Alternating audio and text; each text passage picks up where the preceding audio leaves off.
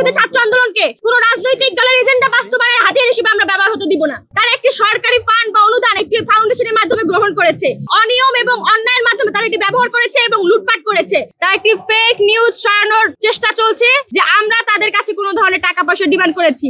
আমাদের সকলের ফোন কেড়ে নিয়ে পরবর্তীতে তারা মৌখিকভাবে স্বীকার করেছে যে তারা টাকা এনেছে। রাজনৈতিক প্ল্যাটফর্মকে দলীয়করণের যে ঘৃণ্য প্রচেষ্টা সেটিকে আমরা ঘৃণা বলে প্রত্যাখ্যান করেছি। সর্বপ্রথম যখন বৈষম্যবিরোধী ছাত্র আন্দোলন সিদ্ধান্ত নেয় তারা বিভাগীয়ভাবে গণভোটের পক্ষে হ্যাঁ প্রচারণা চালাবে, তখনই আমরা প্রশ্ন করেছি এত বড় বৃহৎ কর্মযজ্ঞের অর্থায়ন কি। আমরা শুরু থেকেই প্রশ্ন করে আসছি, বারংবার প্রশ্ন করেছি, কিন্তু তারা আমাদেরকে উত্তর দেয়নি। তারা আজকে একটি আমাদের সংবাদ সম্মেলনের কথা শুনে তারা একটি ফেক নিউজ ছড়ানোর চেষ্টা চলছে যে আমরা তাদের কাছে কোনো ধরনের টাকা পয়সা ডিমান্ড করেছি।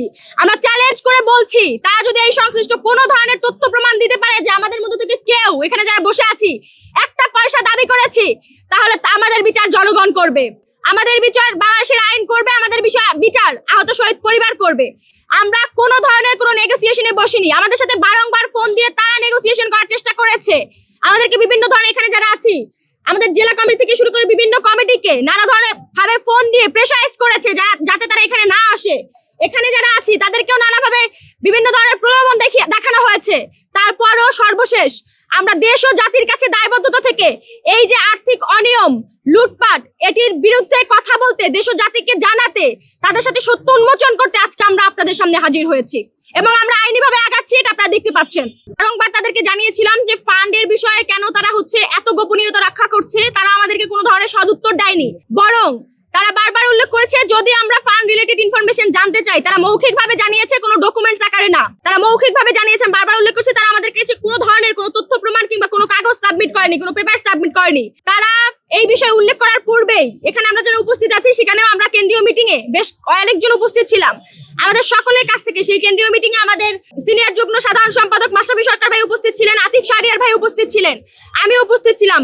আমাদের সকলের ফোন কেড়ে নিয়ে পরবর্তীতে তারা মৌখিকভাবে স্বীকার করেছে যে তারা টাকা এনেছে এই বিষয়টি। তো আমরা আসলে বিষয়টি নিয়ে তখনই কথা বলেছিলাম। সরাসরি 4 জনকে এখানে বসানো হয়েছে, যার মাধ্যমে এটিকে দলীয়করণের চেষ্টা করা হয়েছে এবং এই অরাজনৈতিক প্ল্যাটফর্মকে দলীয়করণের যে ঘৃণ্য প্রচেষ্টা সেটিকে আমরা ঘৃণা বলে প্রত্যাখ্যান করেছি এবং এই অপচেষ্টা কোনোভাবেই বৈষম্যবিরোধী ছাত্র আন্দোলন বরদাস্ত করবে না।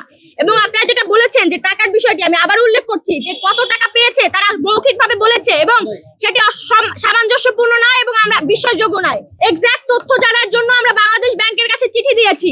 আশা করছি খুব দ্রুত তারা উত্তর দিবেন এবং তার প্রেক্ষিতে পরবর্তী প্রেস ব্রিফিং এর মাধ্যমে আমরা কি পদক্ষেপ নিব, আইনিভাবে কিভাবে আগাবো আপনাদের সামনে তুলে ধরবো।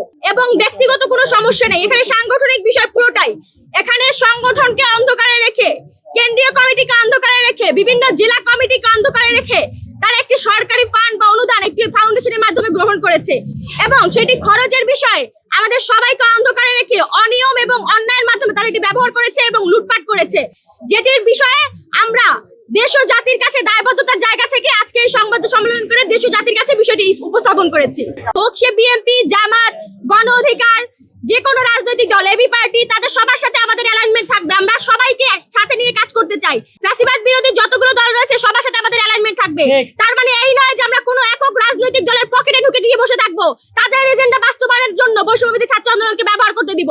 এটি কখনোই হবে না এবং কখনোই বৈষম্যবিরোধী ছাত্র আন্দোলনকে কোনো রাজনৈতিক দলের এজেন্ডা বাস্তবায়নের হাতিয়ার হিসেবে আমরা ব্যবহার হতে দিব না।